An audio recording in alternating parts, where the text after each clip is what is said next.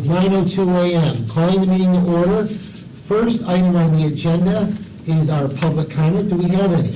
No. All right, we'll close the public comment. Next item on the agenda is 3A, approve the minutes from August 3rd, 2022. Do I have a motion? Move approval. Second. I have a motion and a second. All in favor, any other discussion? No? All in favor signify by saying aye. Aye. Any opposed? Motion carries. Next item on the agenda is state legislative priorities, and we are honored to have Ron Pierce in person with us today. Yeah. Good. Thank you, Mr. Chairman. Good morning, everybody. So you have the, I don't know if the agenda is on their, is it on their, Yeah. Yeah. so a lot of this is going to look pretty familiar from what we did last year. A couple of new things that are on here. Let me start with what's at the top. We met with Brad. We have not asked for any dollars out of Tallahassee probably in 6 years. 7 years. Maybe 7 years. So I think it's an opportunity this year to legislative leadership and, so I think some of the non-recurring revenue they're going to have in Tallahassee. So we are going to ask for a request this year. We'll work with Brad and start working with some of who the sponsors will be of the appropriation once the full board approves. But asking for $1 million for electric transit vehicle infrastructure. As you know, as we move more and more towards electric buses, we obviously just got some additional electric buses through the VW settlement. How many buses are we going to get out of that, Brad? Well, we got $18 million, which by their calculation about that you have to actually buy you have to replace 2 diesels for every one. Okay. So, what is it, 36? Actually, the 18 million just roughly will give us about 18 buses at the end of the day. Right. Okay. Yeah, easy way to think of it. But it'll count for Right. 30-something. Right. So as we move more and more towards electric, we obviously need the infrastructure to be able to help with that. So we are going to request $1 million. And again, once the board approves, we'll work with, getting folks lined up. It's time for us to have an ask. We haven't had an ask in a few years, which I think is good, by the way. The groups that come back every year asking for dollars. So I think we'll have a really good opportunity of getting some dollars out of the legislature.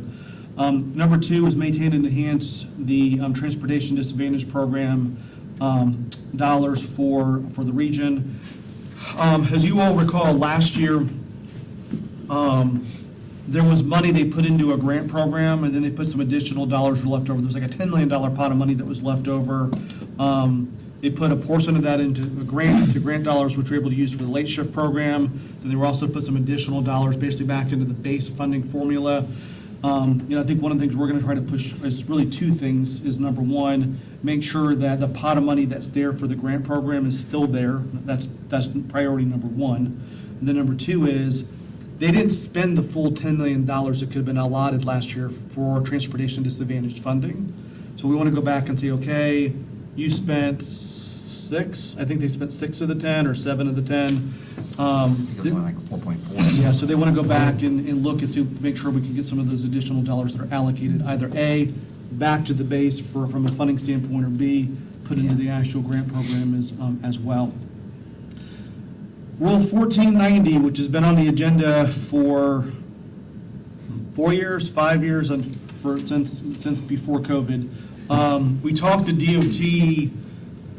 So we talked to DOT right after session, and they were working on it. We were supposed to have a draft sometime, hopefully by the beginning of the fall. We followed back up at the beginning of the fall, and basically where they are at this point is they hope to start the rulemaking process by the end of the year. Once they start the rulemaking process, that takes at least 6 months. It could take longer than that. And so we're going to once again going to go back and talk about the need to potentially change 1490. Through legislation. I know the DOT has, questions and concerns about that, but the last time we did it, it did seem to kind of move them along a little bit faster. So we're going to have those conversations again with Senator Hooper about, is there a way to make sure that permanent partnerships with TNCs like Uber and Lyft can be funded other than just being funded through transportation disadvantage, but can be funded with other dollars, which makes no sense why they shouldn't be able to do that. So that's, you think we're far enough along from a safety standpoint, that they should be able to be funded with other dollars. So we'll continue to have those conversations. Medicaid, it continues to be on the agenda. It's on the agenda not necessarily to do a legislative change, but it's to continue to start those conversations with ACA about making sure that if PSTA is put in a position where we're having to cover a transportation ride that should be covered by Medicaid, is there a way for us to work with ACA and somehow being reimbursed for that? So we'll continue those conversations. The last thing on the agenda, which I won't spend a lot of time on, is state transportation funding flexibility. This has been on there the last couple of years. Many of these things DOT is already doing. We just want to continue to put it on the agenda so we meet with DOT and other state leaders to make sure that they recognize this is really, really important to give us the flexibility from CIS funding, from DDR funding, and the arterials program to be able to have, if there's flexibility where we can shift some of those dollars. This is a great example of that. Most of the CIS funding's got to go into roads.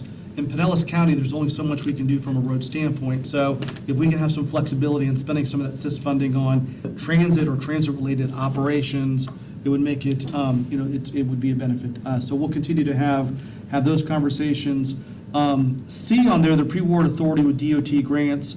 We want to follow what the federal government allows is, once you get approved, so if you've been kind of approved, that you have the ability to spend down some of the dollars, kind of mirroring what the pre-award process is.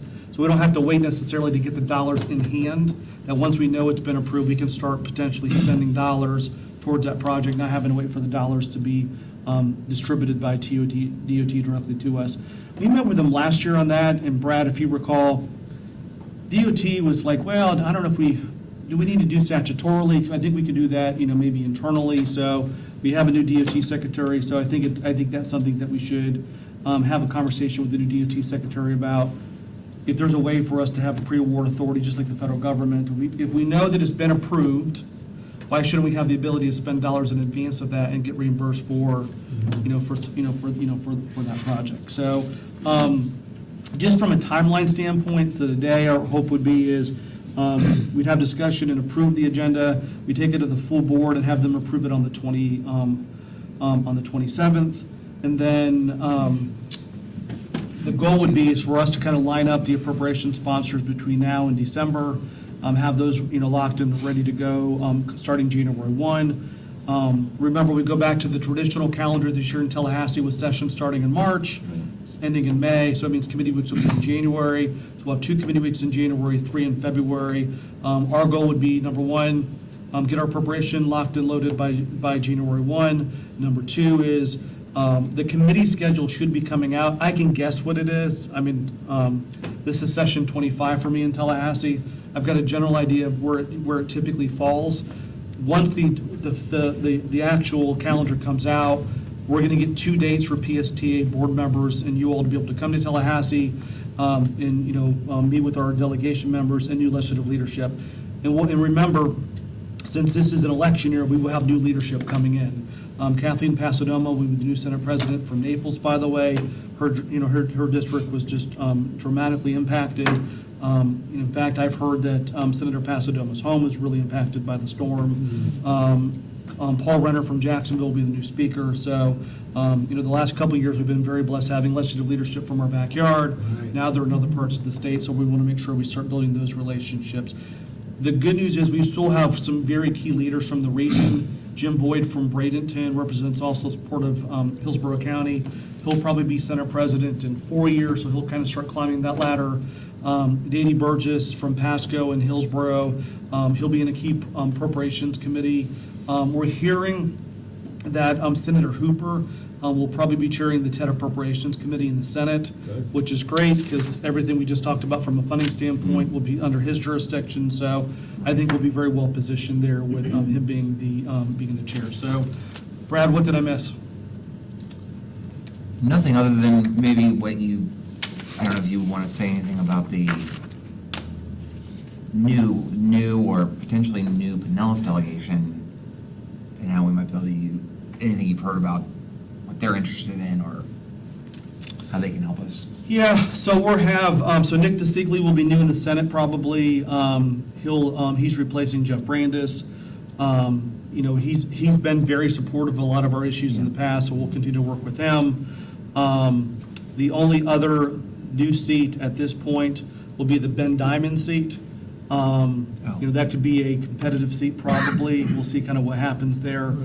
So once we know who the new House member is there, you know, we'll meet with that person. Our goal would be is to meet with some of the senior members probably back home in November, December, and then meet with a lot of the new folks probably in Tallahassee in January and February.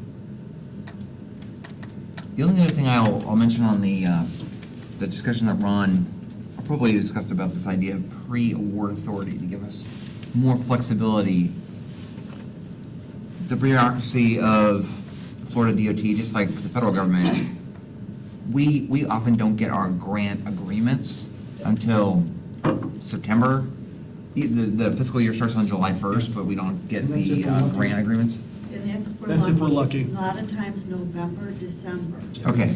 And remember, you can't spend those dollars until you typically, because what's going to Until you happen is, get just with 20-second is, once the budget's approved, typically, when DOT starts working with PST directly on, here's the money that's coming to you, Debbie will have to work on, they get like something like an agreement with DOT, but those dollars, if they're released in September, in some cases in October or later, and again, we're not supposed to spend those dollars until we receive the dollars, which sometimes can be a challenge. Right. With the DOT, luckily, most of the grant agreements that we sign are multi-year. So even though they may not start on time, you've got, some time just to spend down the funds for the project or whatever is being funded. For the Commission for Transportation Disadvantage, it's like the worst of both worlds. They didn't get for this TD Tampa Bay thing, which was very well supported, they did not get us our agreement till like the first week in September. And then we immediately launched the program.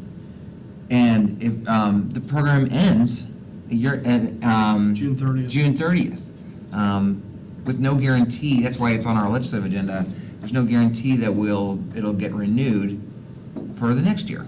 And any money that you might have left over goes back to them, or you can't spend it. So the idea would be either, one solution would be just to get them to do like what the rest of the DOT does and just have multi-year agreements so that it could go beyond July 1. And maybe we'd have a problem in the beginning, but at least we wouldn't have to give back money. And their argument continues to be, which I understand, as a former legislator, you'll understand too, is they're going to come back and say that the grant program comes from a different pot of money. It's not general revenue. So grant dollars can be spent over a multi-year period. General revenue, which is right now, we have non-recurring general revenue basically for a lot of the transportation disadvantage, has to be spent by June 30th. So that's why I think they'll continue to push back on a multi-year approach. But our hope would be just to say is, if we know once it's been approved, we can start spending those dollars, I think that would at least buy us a month or two, which would be easier at a minimum. Or some authority where, one of the things we could also do too is if we know we're not going to spend dollars by June 30th, depending how much is left over, we can also get back to the bill authority to spend dollars after June 30th, but that's a whole nother discussion for another committee meeting, so. The only other thing I'll add is, yesterday I got a call from Sean Sullivan, with the Executive Director of the Tampa Bay Regional Planning Council, who was just asking how PSTA had fared through the hurricane and everything like that, and then was suggesting that his committee, or I don't know if he has a legislative committee or what, but that his board was looking at potential resiliency kinds of grant opportunities at the state and mostly at the federal level, but at the state level too. So I got the idea that, well, maybe just depending on how it goes up in Tallahassee, our legislative ask for electric infrastructure might be framed in a resiliency maybe for some resiliency investments. I don't know. I thought it was kind of a good idea, and he wanted to partner with PSTA Okay. on that, yeah. So that was good. Any other questions? I have a couple of questions. Sure. Regarding number 4, the Medicaid issue, it seems like a no-brainer, so why does it not move forward? So partly because this is secretary number 3.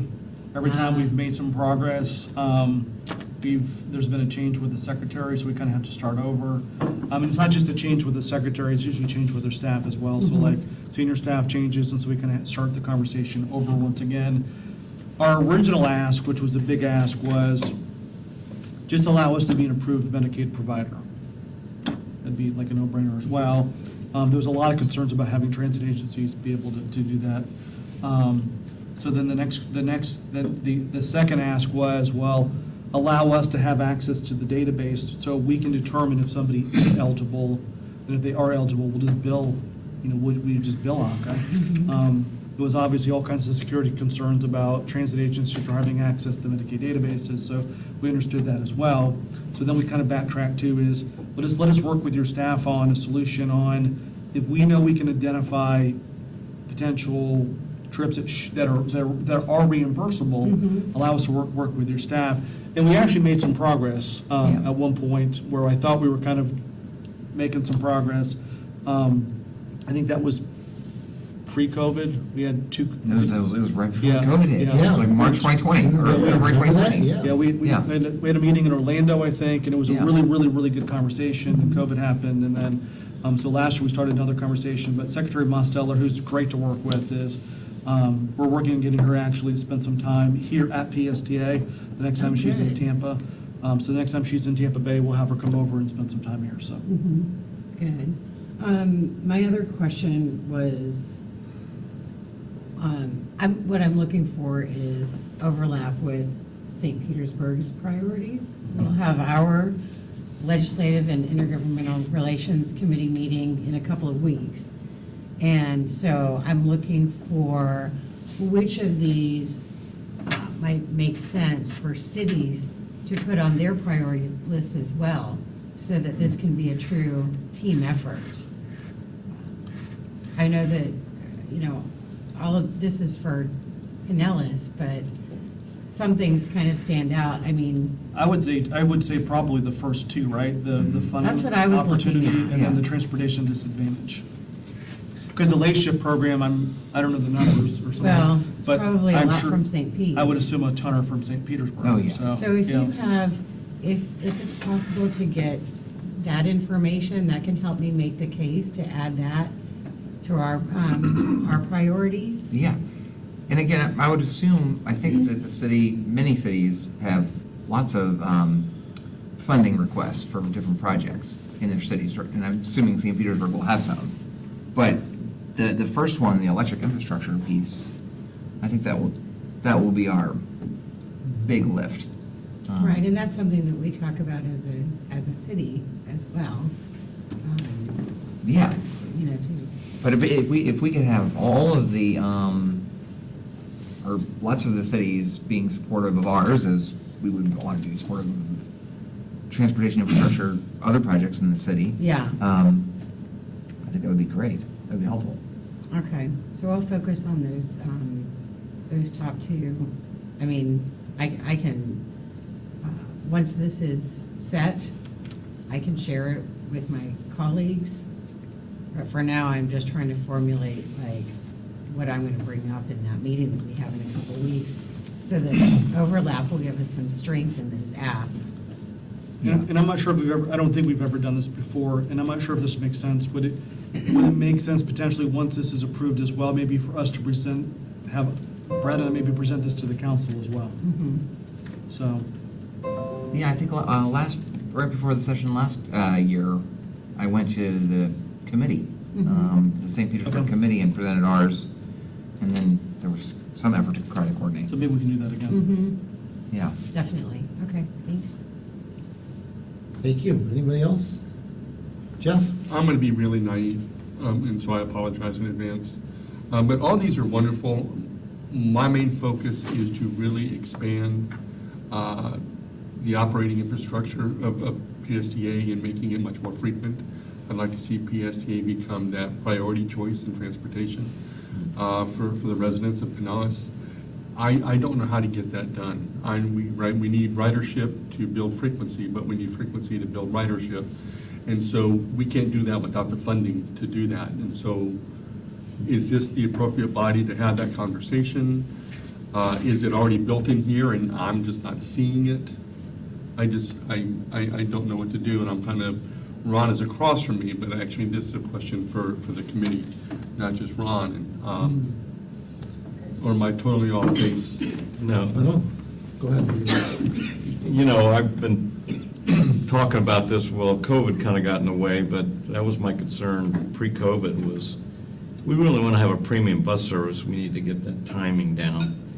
And we used to talk about what we were going to do and almost talking about a tax or something for the, you know, an extra penny sales tax. I mean, we really had to come up with something to really give us that kind of, because the gas tax wouldn't really help us that much, but I think it's going to have to be a big step, and I don't know if we can rely on federal or state funding for that kind of money. We're talking big money. And I think the challenge with getting, the state's done a much better job over the last decade of putting more money into transit. But a lot of the dollars, it's more from an infrastructure standpoint, not from an operating standpoint. And I don't think that's going to change. I don't think you're going to see the state jumping into the game. Is the state's going to continue to have the opinion of, we will work with PST and any other transit agency on helping build the infrastructure, Sunrunner and other examples, and the federal government. So there's partnerships there. But what the state government and federal government is going to continually say is, you need some local matching dollars to get the program out of the ground, and then you need to be able to operate it after it's coming out of the ground. Right. I think the ultimate solution is, our eyes should be on Hillsborough, what's going to happen with the referendum again in 2022, that what Pinellas really needs to do is they need to go back and take another look at maybe putting another sales tax increase on the ballot in 2024, whenever that may be. Because the sales tax increase in Hillsborough County, 45% of all those dollars that are being collected will go right back into Hart. So, maybe there's a way, if we're going to look at 2024, depending on who puts it on the ballot, which I'm assuming is the Pinellas County Commission, is work with the commission on maybe crafting something for Pinellas County where a big chunk of the transportation dollars would go back into potentially PSTA. Really more from an operating standpoint. And what's good about that ultimately is that becomes recurring revenue. Because what you really need from a frequency standpoint is, you don't want to build up, let's say in a perfect world, I was able to go to Tallahassee and come home with $25 million or $50 million in non-recurring revenue. That's great for 1 year. Right. I mean, for 1 year, you could build everything up and everything's great for a year, and then a year later, we're right back to where we are today. So, what I'm hearing, by the way, if you're wondering too, on the referendum in Hillsborough, it's obviously a terrible time to be putting something on the ballot asking for a tax increase. I think it may pass. It's not going to pass by much. I mean, it passed by almost 60% in 2018 before it got overturned. And you're probably thinking, Ron, you're like crazy. Why in the world would it pass? The education referendum in August almost passed, which, by the way, there was 8 education referendums on the ballot in the state of Florida. 1 failed, just the Hillsborough is the only one that failed. It almost passed. It raised very little money to launch a campaign in favor of it.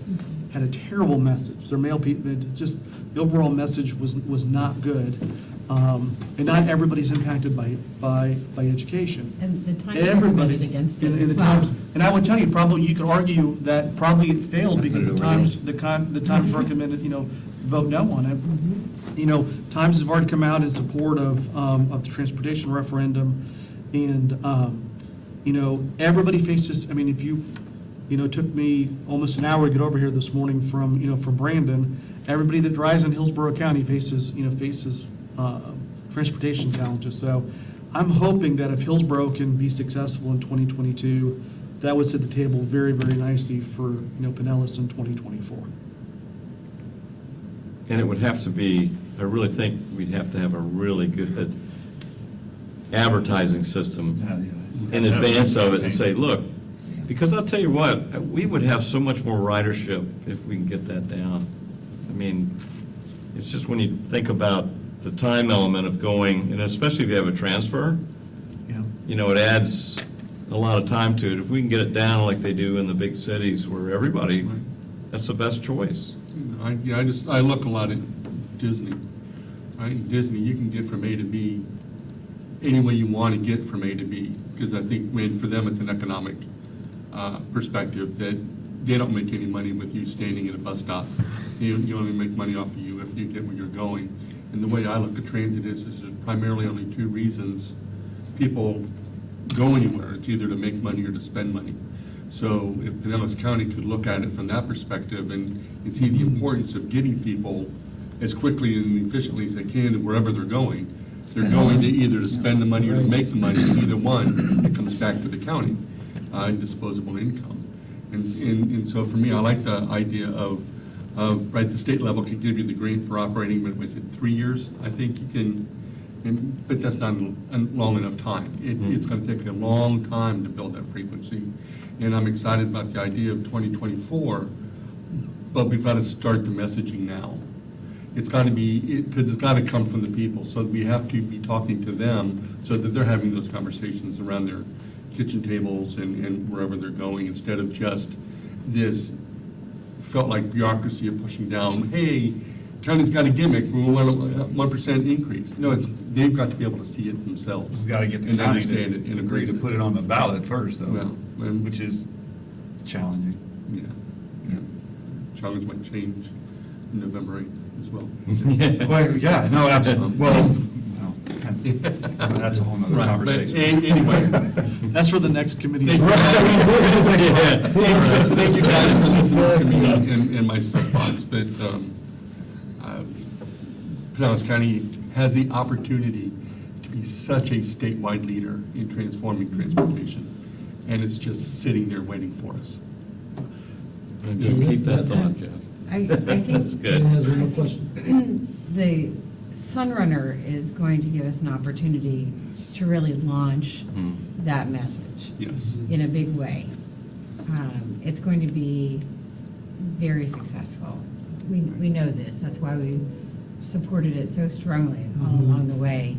And people are already asking, when's the north-south one gonna start, And we haven't even started this one yet. So I think we really create strong messaging around the success of Sunrunner once it launches, and use that to get a conversation going. What else can we do?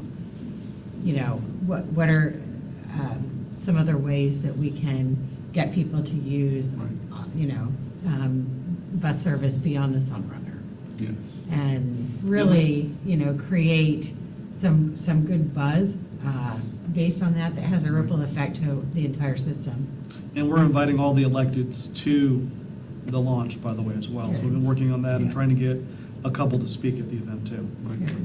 Yeah, because there's not just a frequency, because you're absolutely right, Gina, this is a golden goose. It has such a wonderful opportunity. And it's not just the frequency of ridership, but it's what's the economic development that happens along that route? What kind of economic development is happening on that route? And so that, that can be the model of things pushing forward. But I'm North County, and so I'm trying to pull it north as quickly as I So can. I need all of you to come to But Tallahassee that for the takes first time. trip. Yes. Help me make the argument about And it. so the idea is to identify it, not in a gimmick sort of way, but really identify it as a true success after it's implemented. This is working. Because if we really, let's wait 3, 4, it'll take forever to take that success and bring it north. But to identify it as quickly as we can is, yes, this is a success. We need to repeat this throughout the county. Would be wonderful. Anyway, All right. thank you, Chair. I'm Jeff. sorry. Jamie, got any comments? No, Jeff did a fantastic job. All right, David, anything else? Nope. All right, well, thank you so much, Ron, for that great update. I'm glad you're here. Do you want them to approve it? Would you like to wanna make a approve it? recommendation as a We can committee take it to forward. bring this to the full board? I'll move approval of the 2023 state legislative priorities. I have a motion, I have a second. Second.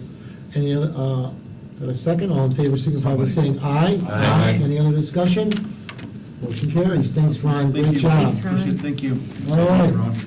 Next item on the agenda is our federal legislative priorities, and that is Harry Glenn. Are you online? Hello, Harry. Mr. Chairman, can you hear me? Yes. Yeah. Okay. That's usually me. Good morning, everybody. Hope everybody did okay with the storm last week. Want to congratulate Brad and the team at PST. Did a great job preparing for the storm and helping out where you could. So I heard your comments, Brad, about your conversation with Sean Sullivan. I actually made a note here. We did not have on our agenda, but something Brad ought to look at is, I think there'll be a lot of reflection on Ian and how Florida responded was prepared. And there may be some funding opportunities, Brad, to look at how to secure some federal funding to help PSTA prepare for future storms, but also to prepare for your response mission to help move people, evacuate people, move people to safety. So there may be some opportunities, I think, Brad. We don't have it on the agenda. I'm not sure what the specific ask is, but we could talk about that. But I just wanted to say thanks to everybody at PSTA for what you did last week. I think you did a great job. Before I launch into the federal agenda, just want to give a quick federal update because it does sort of play into the first item on our agenda. Last week, Congress passed a continuing funding resolution to keep the federal government open and running through December 16th. As you know, the federal fiscal year began on October 1st, so they need to do that so that the agencies don't shut down. And hopefully between now and December 16th, Congress will wrap up its work on the fiscal 23 funding bills and get those done before this Congress adjourns. There is some conversation about trying to push things into the next year. I think most of the leadership in Congress, on both the Republican and Democrat side, don't want to see that happen. They want to resolve all of their issues this year.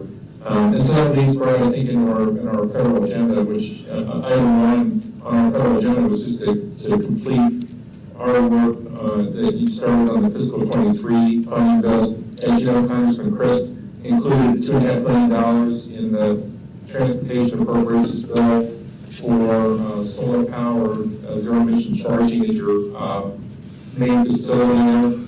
And so we just need to make sure that that's included in the final bill. We've already talked to committee staff.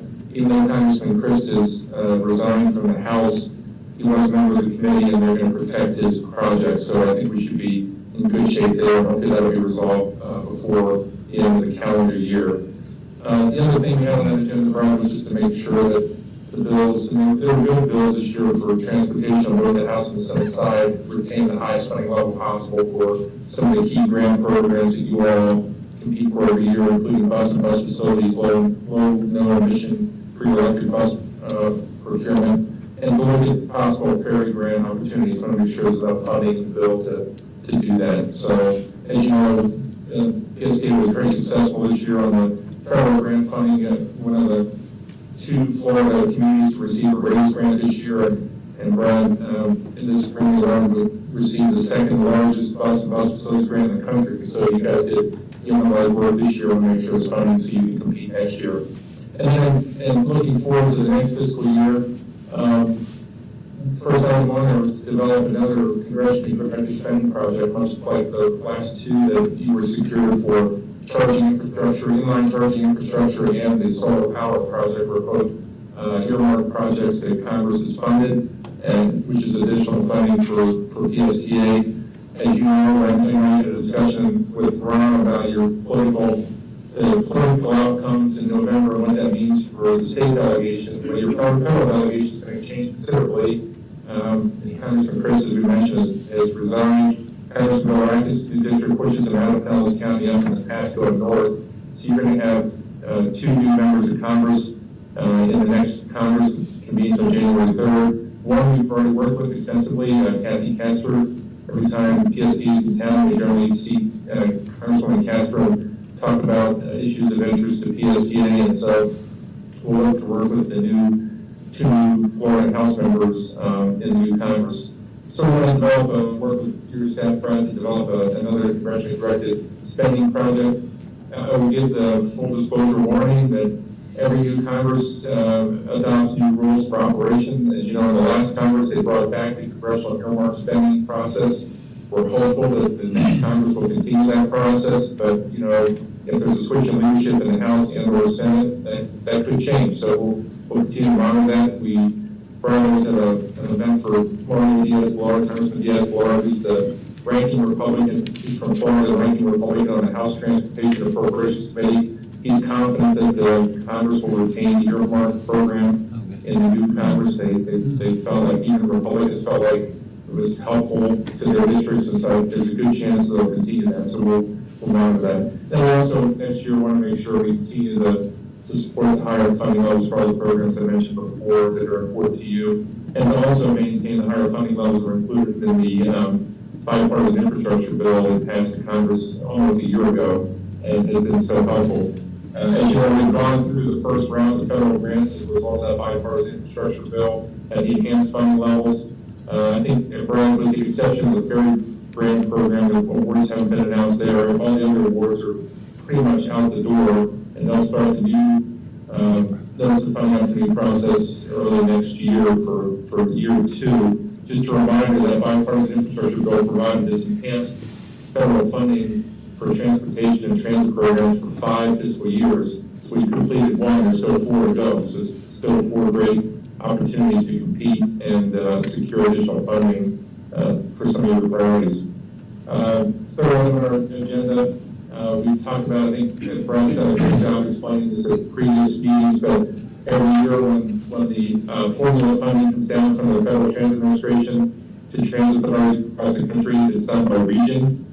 And then the Tampa Bay region has the players there would be PSTA, HARP, T-BARTA, and Pasco County have to decide how to divide that money up. It's always been a pretty collegial process until, I guess, last year, Brad, or this past year.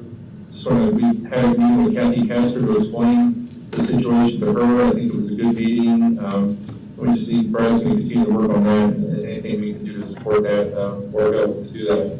Item 4 was just looking at grant opportunities for PSTA in the coming year. Obviously, we talked about our congressionally directed spending requests, trying to secure additional revenue funding.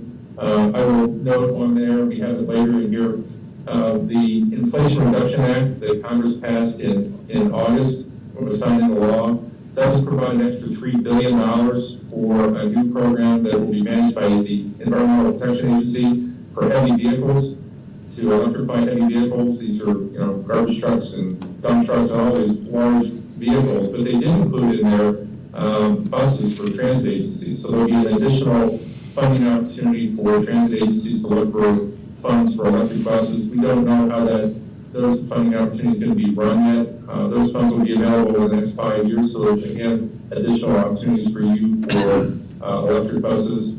And then some of the other usual programs, bus facilities we mentioned, you had great success this past year. We want to look at Brad wants to look at the ferry boat program. It's a capital program to invest in infrastructure only, not operations.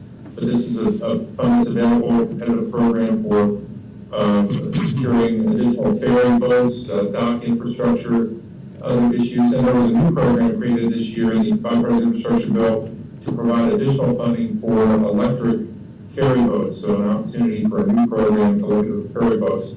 There wasn't an issue in the, I don't know if you probably call it a mistake or a drafting error in the infrastructure bill, that there's supposed to be parity between ferry boat grant funding for urban areas and rural areas.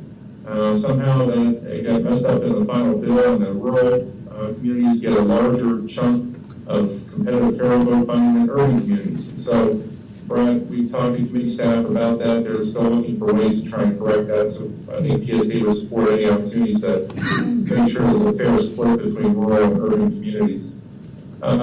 There's new funding going to be coming available from the Inflation Reduction Act 2 for workforce development training for green energy technologies, and this includes workforce development for development of maintaining electric vehicles, electric buses.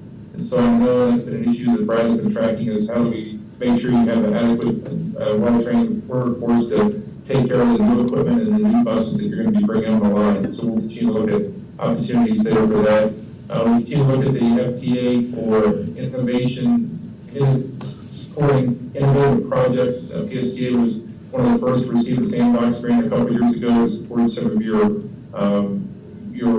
innovative first mile, last mile services. So we'll continue to look for opportunities there. As I mentioned, Department of Energy may be a source of funding for some of your electric infrastructure needs. As you know, it's great to buy the buses, but it's very expensive to procure the equipment to charge the buses. And so we'll look at non-traditional funding sources there for you. Number 5 is an issue that we've had on past agendas. And the issue here is to update with the FTA maintains a national transit database that monitors and collects data on all of your passenger miles that are for each transit agency, and that in part helps decide what formula funding you'll receive from FTA. Brad has been working hard to try and convince FTA to adjust the data that they collect to account for innovative services like those you provide for the first mile, last mile service, some transit on demand services, those types of things. We've had good discussions with committee staff about that. They seem interested in that. I think Brad Aptis put this on their agenda to also work on, so it's something we'll work on to make sure that you're getting your fair share of credit for all the riders that you transport, not just the traditional bus riders. And finally, as I mentioned before, we're trying to monitor to make sure that there aren't any significant negative impacts on the bipartisan infrastructure bills, providing so much additional funding opportunity for transit agencies, make sure that the new Congress doesn't make any changes there. Finally, I'd say, in 2 weeks from tomorrow, I know it's the opening of Sunrunner. A lot of excitement about that, and I'm sure, Brad, you informed that we're excited to have the Federal Transit Administration Administrator Maria Fernandez will be accepted Brad's invitation to attend the grand opening on the 20th, so that'll be a great opportunity to have her on the ground and be able to see the good work that PSD is doing and leadership you're doing nationally. So that's a great opportunity. And I don't think we've met since August, when a delegation from PSK, Brad, and others commissioners went over to meet with Secretary of Transportation and Deputy Secretary of Transportation when they were in Tampa, got some photos taken, and had a few minutes to thank them for their support for your raised grant application for the Clearwater Transit Center. So been a pretty busy 2 months here, and be exciting in 2 weeks to open the summer. But Brad, I'm happy to answer any questions. Thank you, Harry, great job. Any questions? Any comments? Nothing? Brad, go ahead. So, to the point that Harry just made, of course, we're very excited to welcome this woman, the Federal Transit Administrator, Nuria Fernandez. No, maybe she's not a household name yet. But we also invited Secretary Buttigieg, the full transportation secretary. Nuria Fernandez is the head of the Federal Transit Administration. Under the DOT umbrella, there's the Federal Highway Administration and Transit Administration, Aviation Administration, probably some MIXAP, I don't know, some other entities. And so she was approved by the Senate under this administration. I got notified by the city of St. Petersburg, the mayor's office, that they would like to try again to see if they could get Secretary Pete to come. But I would just like to prop up this Nuria Fernandez lady. She is, I'm like a cartoon with little dollar signs in my mind. Like, she's over all of these grant programs in a much bigger way than Secretary Buttigieg is. She's the money. And so when you all are with me down at the summer opening, if I am like groveling at her and just fawning all over her, all of the rest of our legislative priorities on this list are totally up to her. So I am just envisioning that she is going to love St. Petersburg and love the Sunrunner and be so proud that we're under budget and everything like that, and then go home and go back to DC and tell them all that we need the Clearwater Transit Center, we need the north-south route and all this stuff. So we're trying to be strategic. Good. That's what I'm saying. Wonderful.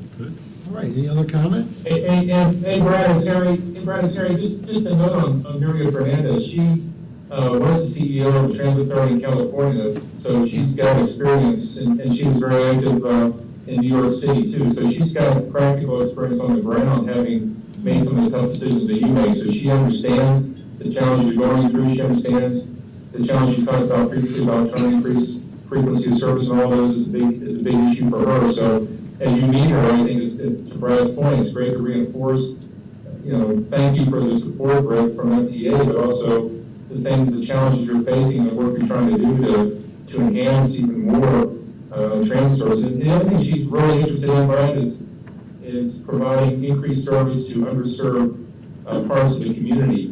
And that includes frequency. That's an issue they talk about all the time, is frequency. So to your earlier conversation, it's a great opportunity to talk to her about your goals to increase frequency, service those communities, low-income housing, and getting people to work and back and forth to work. So those are the things she's really focused on. So if you individually meet her, I think anything you can do to talk to her about those issues and what you're trying to do at PSTA would be really important. Great. Looking forward to meeting her. Yeah, I'll introduce you. I'm excited, yeah. On the ferry, Commissioner Flowers is here, and I think the county, the sort of the ball for the Clearwater Ferry investment, the ball is sort of in the county commission's court.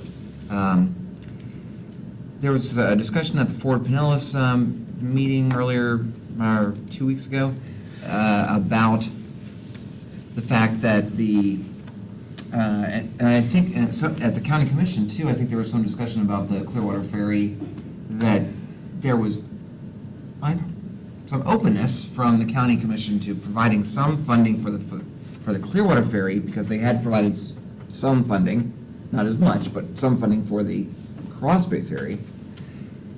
What we've said all along is that we would only be able to apply for these capital funds for the infrastructure if we could have operating funds to keep the ferry operating for dock improvements or new boats or those kinds of things. So we're kind of in a holding pattern on that.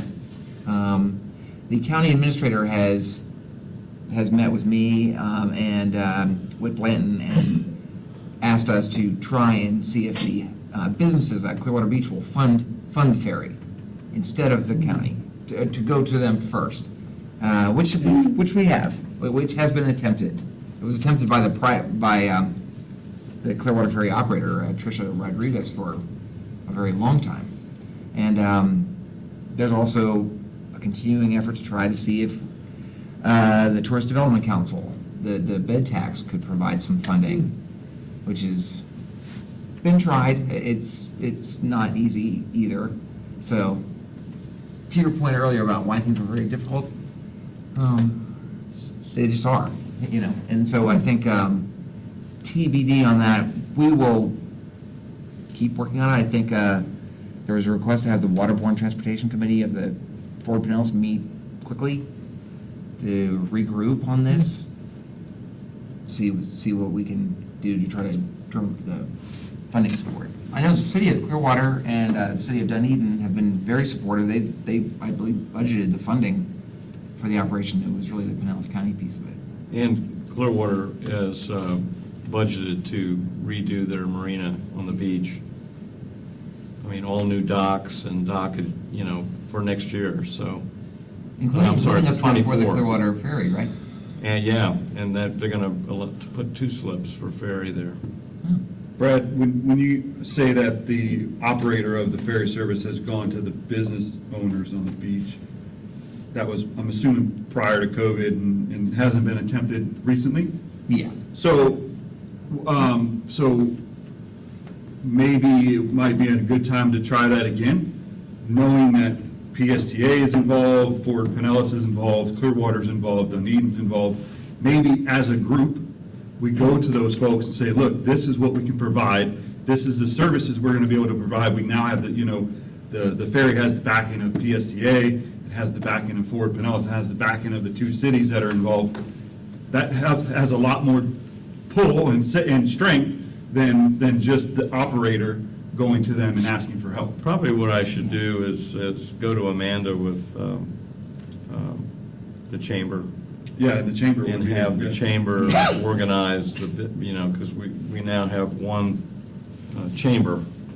So maybe they could, I'll talk to her about how we can organize something on that effect Yeah. again. No, I think we should try again. Absolutely. Definitely, yeah.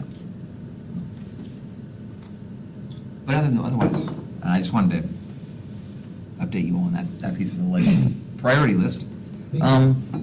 Harry, would you have any guidance to us about possibly advocating for these things, like the timing of it in Washington DC?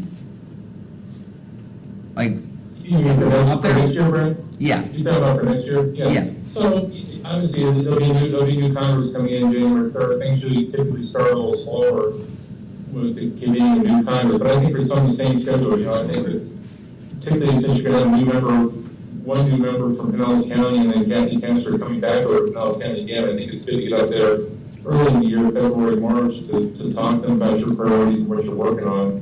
And if we do have an appropriations ask to get that typically is submitted in early to mid-March. So I would think looking at a February, March trip up to meet would be good. It might be good to even try and invite your new member of Congress to come out and see you there in January, on the ground, and come to an event or something there to meet and talk about what PST does. So I think there's some education to be done. But Brad, when is APTA? Is that April? March. March? Might be good. March. Yeah, so I would say February, March would be a good time to come up. Okay.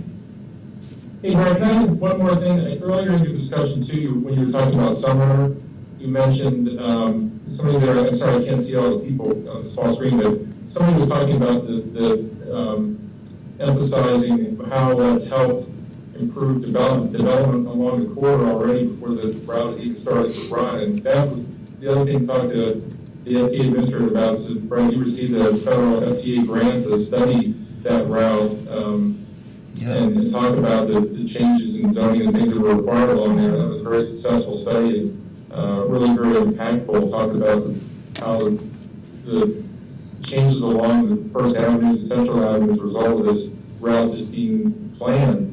That's a good thing to point to make in Ray Fernandez too, as we've already seen the value of this route before the kickoff even occurred. So I just throw that out there for conversation. Definitely. Excellent, thank you, Harry. Anything else for Harry? All right, we need a motion for this, Brad? All right, I'm looking for a motion to. So moved. All right, a second? Second. All in favor signify by saying aye. Aye. Any opposed? Motion passes. Thank you, Harry. Thanks, Harry. Thank you. Thank Is it snowing up there yet? you. Snowing. No, the Virginia area's got all the Ian rain for about the last 5 days, so they've got a tremendous amount of rain, but no snow yet. All right, well, stay dry. Next item on the agenda is other business. Do we have any other business? The other business that I would like to just highlight is tonight at our meeting, hopefully the PSTA board will be considering approving of the land swap agreement with the city of Clearwater for the transit center that we have the funding for.